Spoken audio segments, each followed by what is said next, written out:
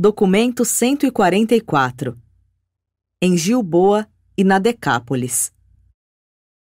Setembro e outubro foram passados em retiro num acampamento isolado, nos declives do Monte Gilboa. O mês de setembro, Jesus passou lá, a sós com os seus apóstolos, ensinando-lhes e instruindo-os sobre as verdades do reino. Havia uma série de razões para que Jesus e os seus apóstolos se mantivessem retirados nas fronteiras de Samaria e da Decápolis durante esse período. Os dirigentes religiosos de Jerusalém estavam bastante hostis para com eles. Herodes Antipas ainda mantinha João na prisão, temendo libertá-lo tanto quanto executá-lo, e havia suspeitas de que João e Jesus mantivessem ainda alguma forma de ligação. Essas condições tornaram contraindicado planejar qualquer trabalho mais intenso, tanto na Judéia quanto na Galiléia. Havia uma terceira razão, a tensão que aumentava pouco a pouco entre os líderes dos discípulos de João e os apóstolos de Jesus, e que ficou agravada com o número cada vez maior de crentes. Jesus sabia que os dias de trabalhos preliminares, de ensinamento e de pregação estavam quase terminados, que o próximo passo envolvia o começo do esforço maior e final da sua vida na terra, e não queria que o deslanchar desse empreendimento fosse de nenhum modo penoso nem embaraçoso para João Batista. Jesus, portanto, havia decidido passar algum tempo em retiro, repassando tudo com os seus apóstolos, para depois, então, fazer reservadamente algum trabalho nas cidades de Decápolis, até que João fosse executado ou libertado para juntar-se a eles com vistas a um esforço unificado. 1. O acampamento de Gilboa. Com o passar do tempo, o grupo dos 12 tornou-se mais devotado a Jesus e mais profundamente compromissados com o trabalho do reino. A devoção deles era, em grande parte, uma questão de lealdade pessoal. Eles não captavam o ensinamento multifacetado de Jesus. Eles não compreendiam plenamente a natureza nem o significado da sua auto-outorga na terra. Jesus deixou claro para os seus apóstolos que estavam todos em retiro por 3 razões. 1. Confirmar o entendimento e a fé que deviam ter no Evangelho do Reino. 2. Dar tempo para que a oposição ao trabalho deles, na Judéia e na Galiléia, se acalmasse. 3. E aguardar o destino de João Batista. Enquanto permaneceram em Gilboa, Jesus contou aos 12 muitas coisas sobre a primeira parte da sua vida e das suas experiências no Monte Hermon. Revelou também algo do que acontecera nas colinas, durante os 40 dias imediatamente após o seu batismo. E ordenou diretamente a eles que não contassem a nenhum homem sobre essas experiências antes que ele voltasse para o Pai. Durante essas semanas, no mês de setembro, eles descansaram, conversaram, rememoraram as próprias experiências desde que Jesus os chamara para o serviço e empenharam-se em um esforço sério para coordenar tudo o que o Mestre lhes havia ensinado até então. Até um certo ponto, todos sentiam que essa seria a última oportunidade para um descanso prolongado. Compreenderam que o seu próximo esforço público, tanto na Judéia quanto na Galiléia, marcaria o começo da proclamação final do reino vindouro, mas não tinham uma ideia formada sobre o que o reino seria quando viesse. João e André julgavam que o reino já tinha vindo. Pedro e Tiago acreditavam que estava ainda para vir. Natanael e Tomé confessavam francamente estar perplexos. Mateus, Filipe e Simão Zelote viam-se incertos e confusos. Os gêmeos mantinham-se em uma ignorância abençoada sobre a controvérsia, e Judas Iscariotes permanecia silencioso, desligado de comprometimentos. Durante grande parte desse período, Jesus permaneceu a sós na montanha perto do acampamento. Ocasionalmente levava Pedro, Tiago ou João junto consigo, mas mais frequentemente distanciava-se para orar ou comungar a sós. Depois do batismo de Jesus e dos 40 dias nas colinas pereianas, não é próprio falar desses períodos de comunhão com o seu Pai como sendo de preces, nem é compatível falar de Jesus adorando, mas é inteiramente correto fazer alusão a esses períodos como sendo de uma comunhão pessoal com o seu Pai. O tema central das conversas durante todo o mês de setembro foi a prece e a adoração. Depois de haverem discutido sobre a adoração por alguns dias, Jesus finalmente pronunciou seu memorável discurso sobre a oração em resposta ao pedido de Tomé: Mestre, ensina-nos como orar. João havia ensinado aos seus discípulos uma prece para a salvação no reino vindouro. Embora Jesus nunca tenha proibido os seus seguidores de usar a forma de oração ensinada por João, os apóstolos perceberam logo que o mestre não aprovava totalmente a prática de utilizar orações formalmente estabelecidas. Entretanto, os crentes solicitavam constantemente que se lhes fosse ensinado como fazer as preces. Os 12 almejavam saber qual a forma de súplica que Jesus aprovaria. E foi principalmente por causa da necessidade de uma prece simples, para a gente comum, que Jesus consentiu nessa época em responder ao pedido de Tomé de ensinar-lhes uma forma sugestiva de prece.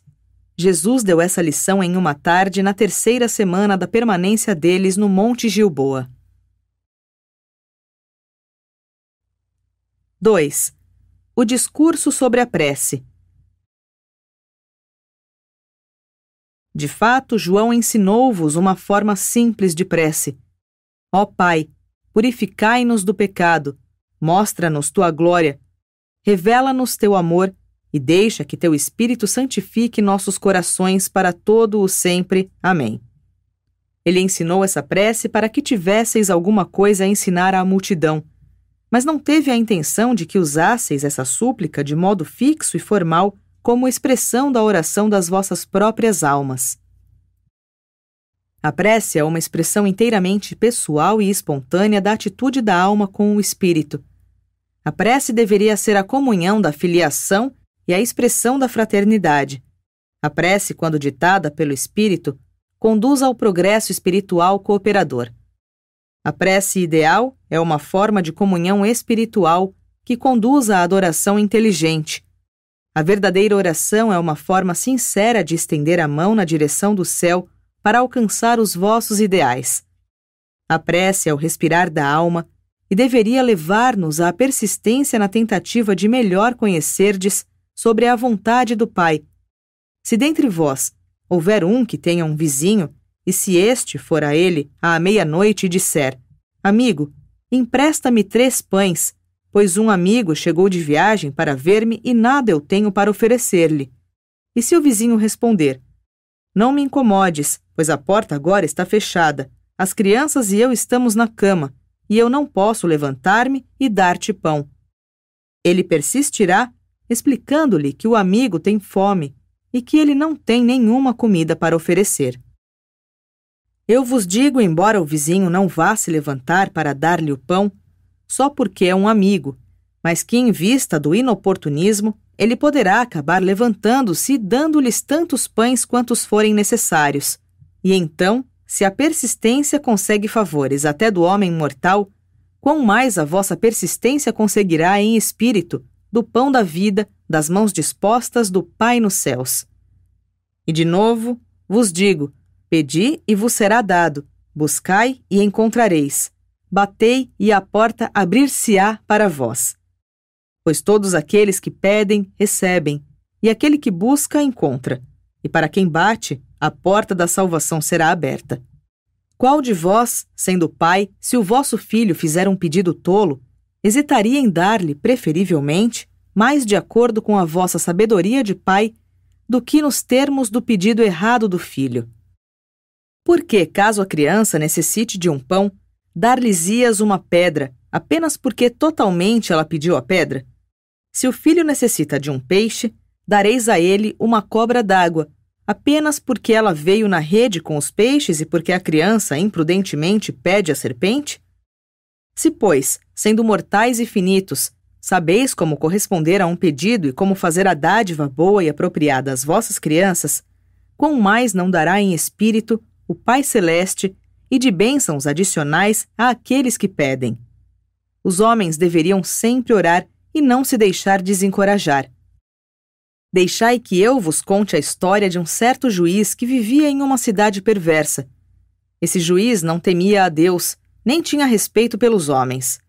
Ora, nessa cidade havia uma viúva em necessidade, e repetidamente ela vinha a esse juiz injusto dizendo: proteja-me do meu adversário.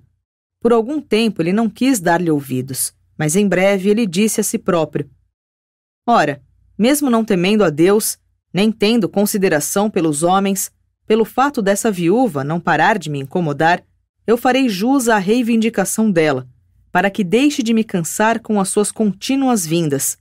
Essas histórias eu as conto a vós para encorajar-vos a persistir na prece, e não pensem que os vossos pedidos possam modificar o Pai justo e reto lá no alto.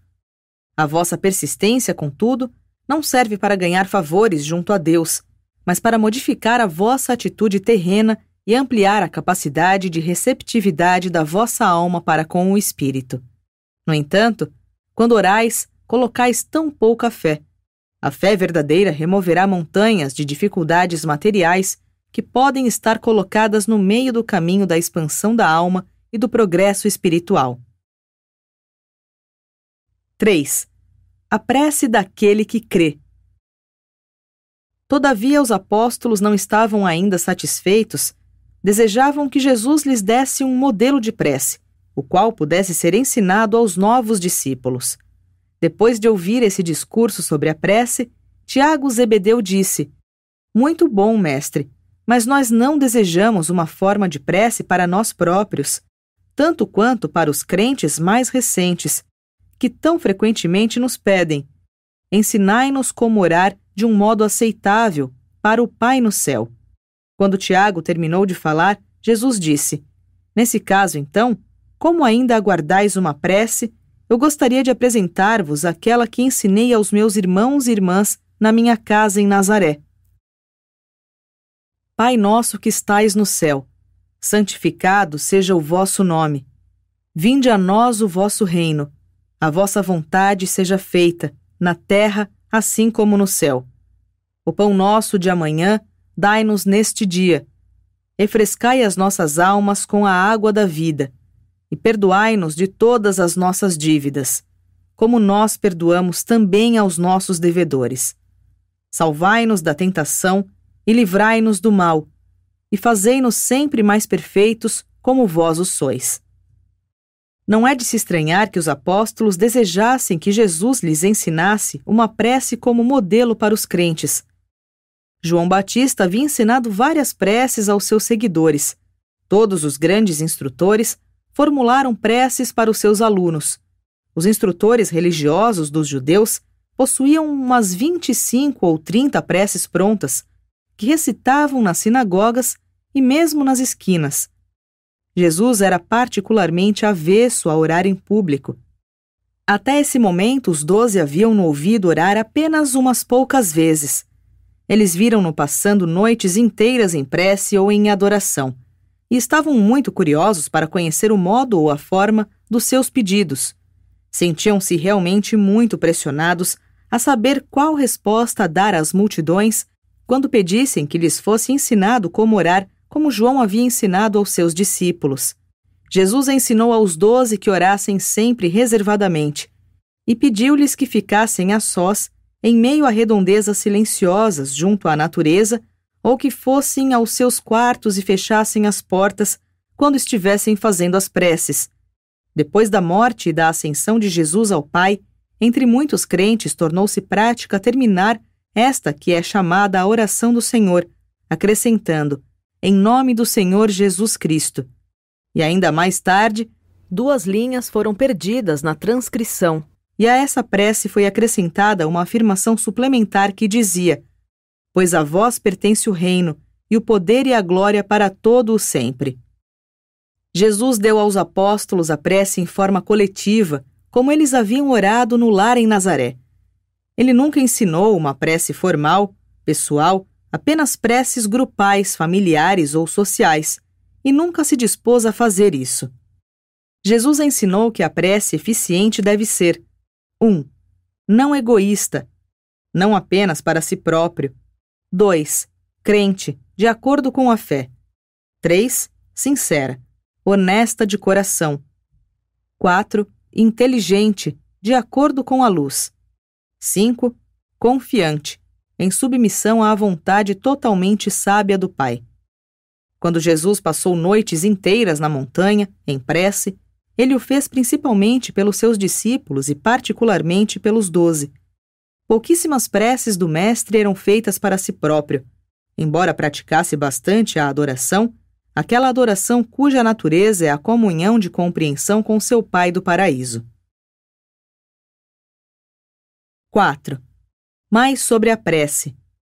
Dias depois do discurso sobre a prece, os apóstolos ainda continuavam a fazer perguntas ao Mestre a respeito desta prática de suma importância, a da adoração. A instrução de Jesus aos apóstolos durante esses dias, a respeito da prece e da adoração, pode ser restabelecida na forma moderna, do modo como a seguir está resumido.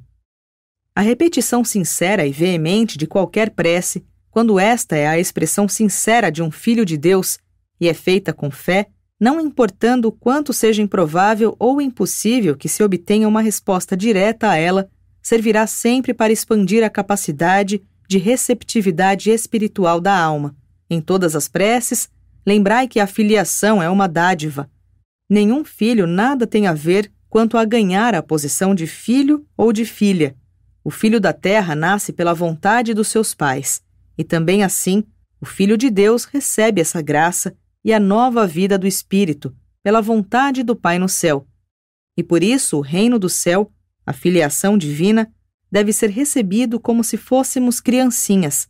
A retidão vós a conquistais, o desenvolvimento progressivo do caráter, mas a filiação vós a recebeis como uma graça e por meio da fé. A prece conduziu Jesus à supercomunhão de alma com os dirigentes supremos do universo dos universos. A prece conduzirá os mortais da terra à comunhão da verdadeira adoração. A capacidade espiritual da receptividade da alma determina a quantidade das bênçãos celestes que podem ser pessoalmente apropriadas e conscientemente realizadas em resposta à prece. A prece e a adoração associada a ela é como a prática de um distanciamento da rotina diária da vida, do desgaste monótono da existência material. É um amplo caminho de aproximação da autorrealização espiritualizada e de aquisição da individualidade intelectual e religiosa. A prece é um antídoto para a introspecção perniciosa. A prece, ao menos como ensinada pelo Mestre, é uma ministração bastante benéfica à alma. Jesus empregou com consistência a influência benéfica da prece junto aos seus semelhantes. O Mestre, em geral, orava no plural, não no singular. Apenas durante a grande crise da sua vida terrena, Jesus orou para si próprio. A prece é o fôlego da vida espiritual, em meio à civilização material das raças da humanidade. A adoração é a salvação indicada às gerações de mortais que estão na busca do prazer. Do mesmo modo que a prece assemelha-se a um recarregar das baterias espirituais da alma, a adoração pode ser comparada ao ato de sintonizar a alma para captar as emissões universais vindas do Espírito Infinito do Pai Universal. A prece é um olhar sincero e ardente do Filho para o seu Pai espiritual. É um processo psicológico de substituir a vontade humana pela vontade divina.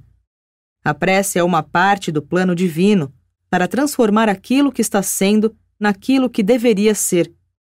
Uma das razões pelas quais Pedro, Tiago e João, que frequentemente acompanhavam Jesus nas suas longas vigílias noturnas, nunca ouviram Jesus orando, estava no fato de que o seu mestre, só muito raramente, fazia as suas preces em palavras pronunciadas. Praticamente todas as preces de Jesus eram feitas no espírito e no coração, silenciosamente. De todos os apóstolos, Pedro e Tiago estiveram mais próximos de compreender os ensinamentos do Mestre sobre a prece e a adoração. 5. Outras formas de prece. De quando em quando, durante o restante da sua permanência na terra, Jesus trazia ao conhecimento dos apóstolos várias outras formas de prece, mas o fez apenas com uma ilustração para outras questões e determinou que essas preces, em forma de parábola, não deveriam ser ensinadas às multidões. Muitas delas eram de outros planetas habitados, mas Jesus não revelou esse fato aos 12. Entre essas preces estavam as seguintes: Pai nosso, em quem consistem todos os reinos do universo, que o teu nome seja exaltado e todo glorioso seja o teu caráter. A tua presença nos engloba e a tua glória manifesta-se, de modo imperfeito, por nosso intermédio, mas no alto é mostrada em perfeição. Conceda-nos neste dia as forças vivificadoras da luz, e não nos deixes errar pelos desvios malignos da nossa imaginação, pois teu é o residente glorioso, o poder eterno, e nossa é a dádiva eterna do amor infinito do teu Filho. Assim seja, na verdade eterna. Pai nosso Criador que estás no centro do universo, outorga a nós a tua natureza e dá-nos o teu caráter.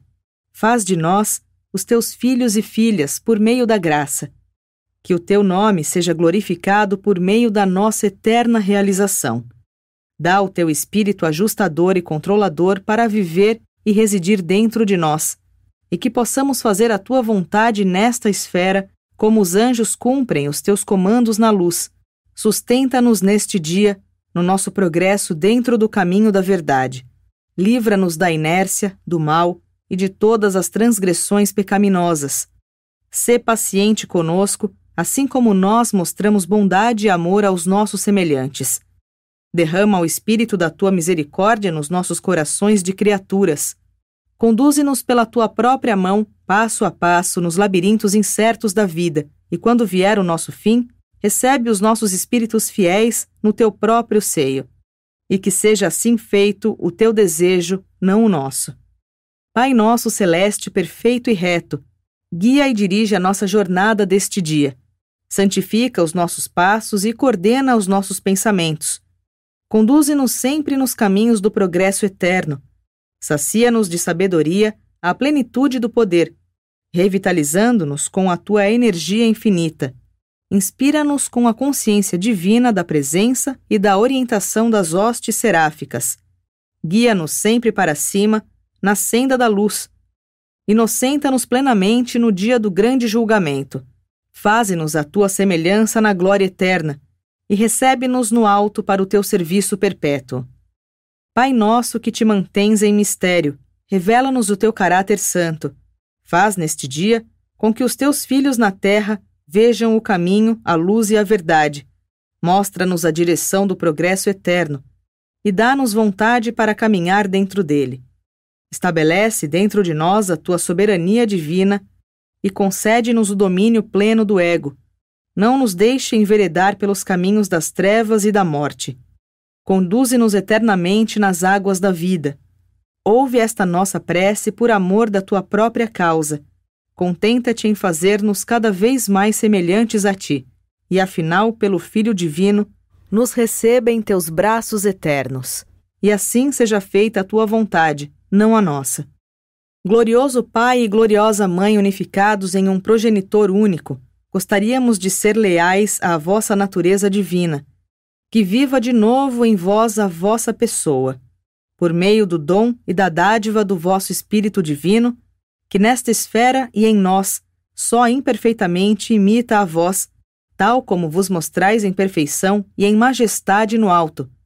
A cada dia, dai-nos a vossa doce ministração de fraternidade e conduze-nos todo momento na direção do serviço ao amor. Sede sempre e firmemente paciente conosco, assim como nós somos pacientes com os nossos filhos. Dai-nos a sabedoria divina de fazer bem todas as coisas. Dai-nos o amor infinito, que é a graça de toda a criatura. E concedei-nos a vossa paciência e a vossa bondade amorosa, que a nossa caridade possa envolver os fracos deste reino. E quando a nossa carreira acabar, fazei dela uma honra ao vosso nome, um prazer para o vosso espírito de bondade e uma satisfação para aqueles que ajudam a nossa alma, não como desejamos nós, nosso Pai de amor, mas assim como vós desejardes, para o eterno bem dos vossos filhos mortais, que assim possa ser. Ó fonte nossa todo fiel e centro nosso todo poderoso, reverenciado e santo seja o nome do vosso Filho tão cheio de graça, as vossas bondades e as vossas bênçãos têm descido sobre nós, dando-nos poder para fazer a vossa vontade e para executar a vossa ordem. Dai-nos a cada momento a sustentação da árvore da vida. A cada dia, refrescai-nos com as águas da vida do vosso rio. A cada passo, conduzi-nos para fora das trevas e para a luz divina. Renovai as nossas mentes por meio das transformações do Espírito residente, e quando o fim mortal finalmente vier sobre nós, recebei-nos junto a vós e enviai-nos à eternidade. Coroai-nos com os atributos celestes do serviço fecundo, e nós glorificaremos o Pai, o Filho e a Santa Influência. E que assim seja em um universo sem fim. Pai nosso que habitas em locais secretos do universo, honrado seja o teu nome, reverenciada seja a tua misericórdia e respeitado seja o teu julgamento. Que o sol da retidão brilhe sobre nós ao meio-dia, enquanto nós te suplicamos que guies os nossos passos incertos sob o crepúsculo. Conduze-nos com a tua mão nos caminhos da tua escolha, e quando o caminho for duro e as horas forem de trevas, não nos abandones. Não nos esqueças, assim como nós muitas vezes te esquecemos e te negligenciamos. Mas sê misericordioso e ama-nos como nós te desejamos amar. Do alto, olha-nos com bondade e perdoa-nos com misericórdia, como nós perdoamos com justiça aqueles que nos magoam e que nos ofendem. E possam o amor, a devoção e o dom do Filho excelso tornar disponível a vida eterna com a tua misericórdia sem fim e com o teu amor. Que o Deus dos universos possa conceder-nos a medida plena do seu Espírito, dá-nos a graça de submeter-nos à condução desse Espírito pela ministração de amor das tuas devotadas hostes seráficas, que possa o Filho guiar-nos até o fim da idade, fazendo-nos sempre e cada vez mais semelhantes a ti, e quando do nosso fim, recebe-nos no abraço eterno do paraíso. Assim seja em nome do Filho, a nós enviado, e para a honra e glória de ti, Pai Supremo. Embora os apóstolos não fossem livres para apresentar essas lições sobre a prece nos seus ensinamentos públicos, eles aproveitaram muito de todas essas revelações para suas experiências religiosas pessoais. Jesus utilizou esses e outros modelos de preces como ilustrações nas instruções íntimas dadas aos 12. E uma permissão específica nos foi concedida, para que transcrevêssemos essas 7 amostras de orações neste registro. 6. A conferência com os apóstolos de João. Por volta de 1º de outubro, Filipe e alguns dos seus amigos apóstolos estavam em uma aldeia próxima comprando alimentos, quando encontraram alguns dos apóstolos de João Batista. Nesse encontro casual, na praça do mercado, programou-se uma conferência de 3 semanas, no acampamento de Gilboa, entre os apóstolos de Jesus e os apóstolos de João, pois recentemente havia apontado 12 dos seus líderes como apóstolos, seguindo o precedente de Jesus. João havia feito isso em resposta à solicitação de Abner, líder dos seus leais apoiadores. Jesus esteve presente no acampamento de Gilboa durante a primeira semana dessa conferência conjunta, mas ausentou-se nas 2 últimas semanas. No começo da 2ª semana desse mês, Abner havia reunido todos os seus condiscípulos no acampamento em Gilboa e estavam todos preparados para o conselho com os apóstolos de Jesus. Durante 3 semanas, esses 24 homens entraram em sessões 3 vezes ao dia e 6 dias a cada semana. Na primeira semana, Jesus esteve com eles entre as sessões da manhã, da tarde e da noite. Todos queriam que o Mestre se reunisse com eles e que presidisse as suas deliberações conjuntas, mas ele recusou-se firmemente a participar de suas discussões, embora consentisse em falar-lhes em 3 ocasiões, e essas palestras de Jesus, para os 24, foram sobre compaixão, cooperação e tolerância. André e Abner alternavam-se na presidência desses encontros conjuntos entre os 2 grupos apostólicos. Esses homens tinham muitas dificuldades a serem discutidas e muitos problemas para resolver. Muitas vezes eles levavam os seus problemas a Jesus para apenas ouvi-lo dizer: "Eu me ocupo apenas dos vossos problemas pessoais e puramente religiosos." Sou o representante do Pai para o indivíduo, não para o grupo. Se tiverdes dificuldades pessoais nas vossas relações com Deus, vinde a mim, que ouvirei e aconselharei na solução do problema. Mas quando estiverdes tratando da coordenação de interpretações humanas divergentes para as questões religiosas e para a socialização da religião, cabe a vós mesmos cuidar de todos esses problemas por meio das vossas próprias decisões. Não obstante isso, eu vos acompanharei sempre compassiva e interessadamente, e quando chegardes às conclusões no que toca a essas questões de importância não espiritual, já que todos vós estáis de acordo, então prometo adiantadamente dar a minha aprovação total e a minha cooperação sincera, e agora com a finalidade de deixar-vos desimpedidos para as vossas deliberações, estarei distante por 2 semanas. Não vos preocupeis comigo, pois voltarei para vós. Eu estarei cuidando dos assuntos do meu Pai, pois temos outros reinos além deste aqui. Depois de falar assim, Jesus desceu à encosta da montanha, e eles não mais o viram por 2 semanas inteiras. E nunca souberam para onde foi, nem o que fez durante esses dias. Demorou algum tempo para que os 24 pudessem ater-se às considerações sérias dos seus problemas. Tão desconcertados ficaram com a ausência do mestre. Dentro de 1 semana, contudo, estavam de novo no cerne das suas discussões, sem poder apelar para a ajuda de Jesus. O primeiro item sobre o qual o grupo concordou foi o da adoção da prece, que tão recentemente Jesus havia ensinado a eles. Essa prece, aceita em votação unânime, era aquela que seria ensinada aos crentes pelos 2 grupos dos apóstolos. Em seguida, decidiram que enquanto João vivesse, fosse na prisão ou fora dela, ambos os grupos de 12 apóstolos continuariam com os seus trabalhos, e também que encontros conjuntos de 1 semana aconteceriam a cada 3 meses em locais a serem determinados. O mais sério de todos os problemas, contudo, tornou-se a questão do batismo. As dificuldades todas ficaram ainda mais agravadas, porque Jesus havia se recusado a fazer qualquer pronunciamento sobre esse tema.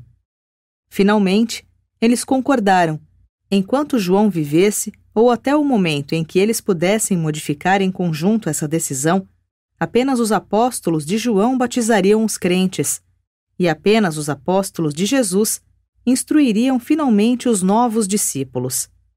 Sendo assim, desde aquele momento, até depois da morte de João, 2 dos apóstolos de João acompanhavam Jesus e os seus apóstolos para batizar os crentes, pois aquele conselho conjunto de apóstolos havia decidido, por unanimidade, que o batismo devia tornar-se o passo inicial e o sinal exterior na aliança com os assuntos do reino.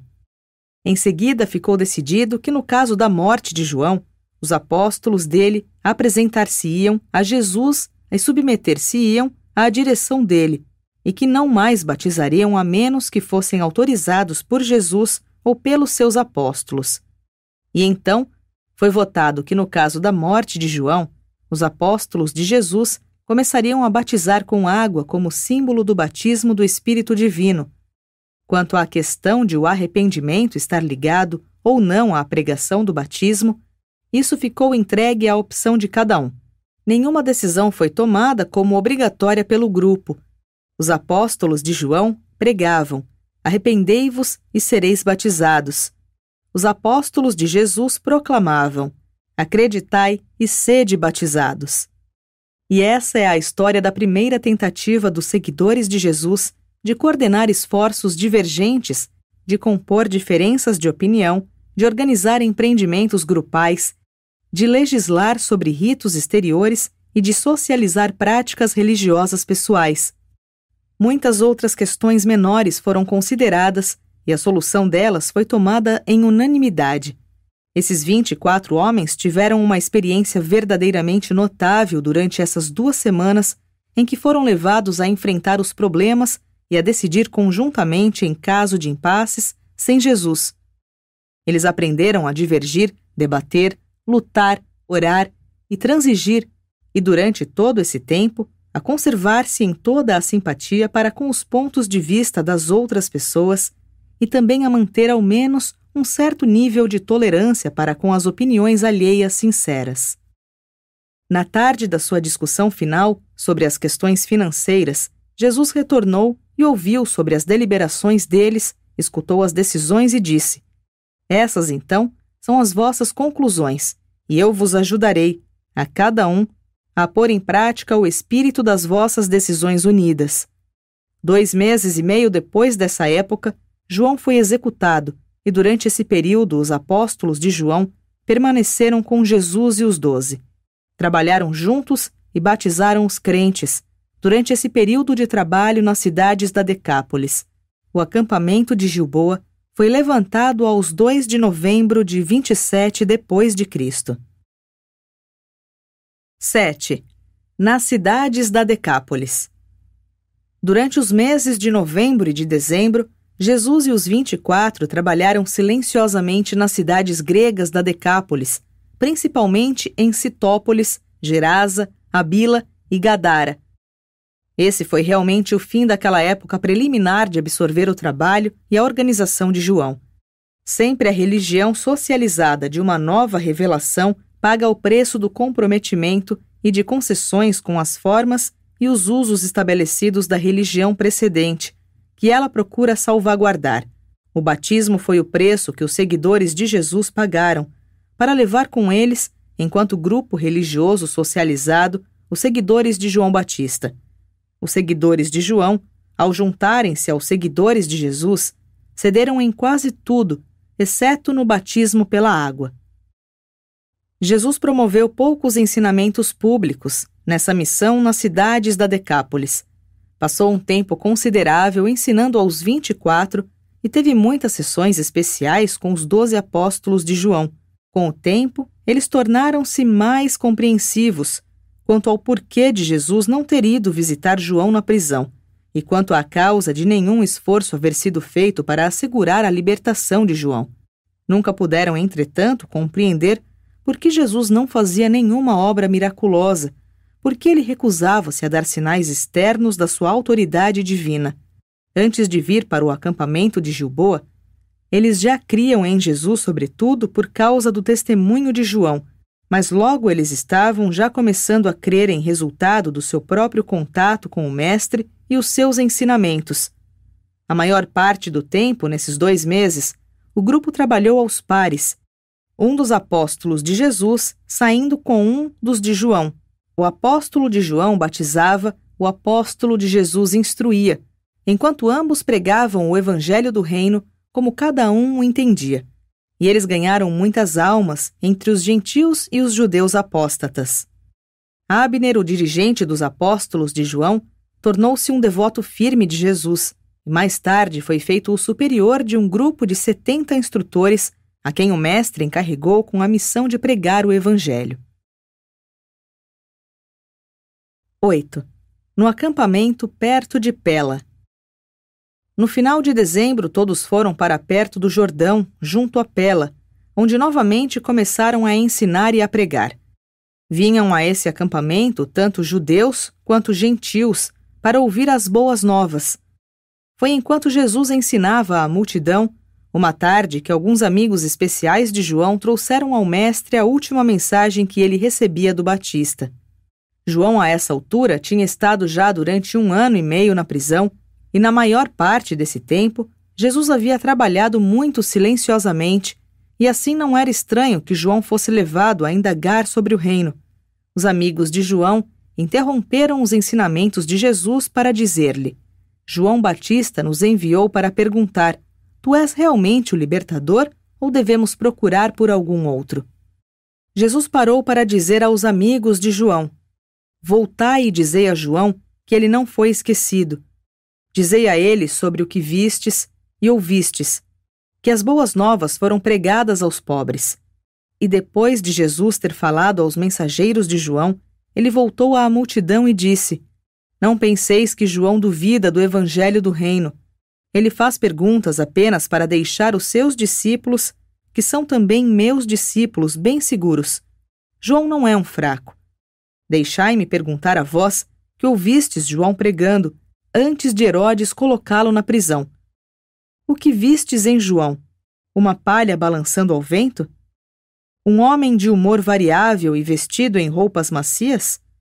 Em geral, aqueles que se vestem suntuosamente e que vivem delicadamente estão nas cortes dos reis e nas mansões dos ricos.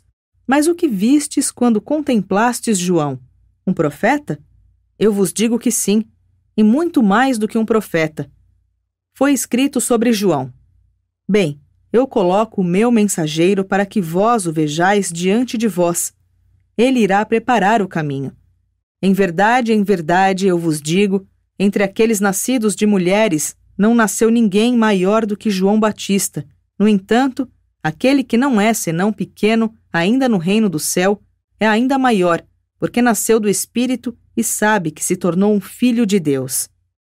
Muitos dos que ouviram Jesus naquele dia submeteram-se ao batismo de João e assim proclamaram publicamente a entrada no reino. E os apóstolos de João ficaram firmemente ligados a Jesus daquele dia em diante. Esse acontecimento marcou a união real dos seguidores de João e de Jesus. Depois de conversarem com Abner, os mensageiros partiram para Macaéros, com o objetivo de dizer tudo isso a João. E ele ficou muito confortado, e a sua fé fortaleceu-se com as palavras de Jesus e a mensagem de Abner. Nessa tarde, Jesus continuou a ensinar dizendo: A que compararei esta geração? Muitos de vós não aceitais a mensagem de João, nem o meu ensinamento. Sois como crianças brincando na praça do mercado, que chamam os seus amigos para dizer: Nós tocamos flauta para vós, e não dançastes. Gememos, e não vos afligistes. E assim acontece com alguns de vós. João chegou fazendo jejum de alimentos e bebidas, e eles disseram que estavam possuídos por um demônio. O Filho do Homem vem comendo e bebendo, e essa mesma gente diz: Vede, é um homem glutão e um bebedor de vinho, amigo de publicanos e pecadores. Na verdade, a sabedoria justifica-se pelos frutos dela. Pareceria que o Pai no céu escondeu, dos sábios e dos arrogantes, algumas dessas verdades, ao passo que as revelou aos bebês pequeninos. Mas o Pai a todas as coisas faz bem. O Pai revela-se ao universo pelos métodos da sua própria escolha.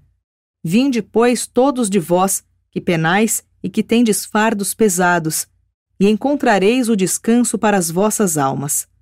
Tomai sobre vós o jugo divino, e experimentareis a paz de Deus, que transcende a todo o entendimento. 9. A morte de João Batista.